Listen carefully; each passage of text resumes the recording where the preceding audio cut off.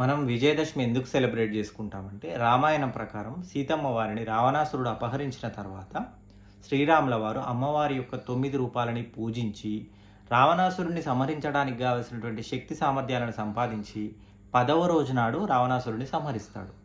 ఆయన యొక్క విజయానికి సంకేతంగా మనము విజయదశమి సెలబ్రేట్ చేసుకుంటాం.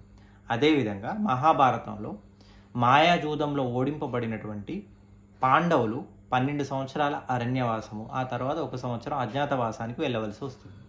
ఈ అజ్ఞాతవాసానికి విరాటరాజు కొలువుకు వెళ్ళే సమయంలో వారి వారి ఆయుధాలని శమీ వృక్షం అనగా జమ్మి చెట్టు యొక్క తొర్రలో దాచి వాళ్ళు అజ్ఞాతవాసానికి వెళ్తారు.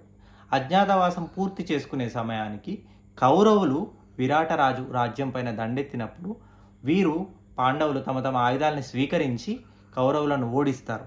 సో దానికి ప్రతీకగా మనము ఆ శమీ వృక్షాల్ని ఆయుధాల్ని పూజిస్తాం. దీన్నే శమీ పూజ అంటారు. ఇది చెడు పైన మంచి యొక్క విజయానికి సంకేతంగా మనం ఇప్పటికీ ఆనవాయితీగా విజయదశమి రోజు మనము శమీ వృక్షం యొక్క ఆకులను పంచుకోవడం ఆనవాయితీగా వస్తుంది. అదేవిధంగా పూర్వము మహిషాసురుడు అనే రాక్షసుడు బ్రహ్మ దగ్గర వరం పొందాడు. ఏమని పొందాడు? ఎలాంటి మగ వ్యక్తి కానీ, మగ మనిషి కానీ, దేవుడు కానీ, రాక్షసుడు కానీ తనను వధించకూడదు అనే వరం పొంది భూలోకంలో, స్వర్గలోకంలో అనేక ఆకృత్యాలు చేస్తాడు.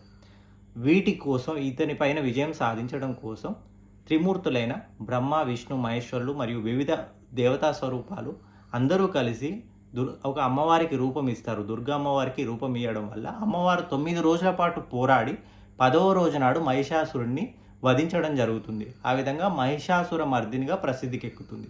ఈ విధంగా మన పురాణాలలో విజయదశమి సెలబ్రేట్ చేసుకోవడానికి కావాల్సినటువంటి మనకి వేరు వేరు గాథలు ఉన్నాయన్నమాట. సో ఈ విధంగా చెడు పైన మంచికి సంకేతంగా మనం విజయదశమిని సెలబ్రేట్ చేసుకుంటాము. అదేవిధంగా మనందరికీ కూడా మంచి జరగాలని కోరుకుంటూ, మనందరికీ చెడు పైన మంచి సెలబ్రేట్ చేసుకునే అవకాశం దొరికినందుకు హ్యాపీగా ఫీల్ అవుతూ అందరికీ విజయదశమి శుభాకాంక్షలు.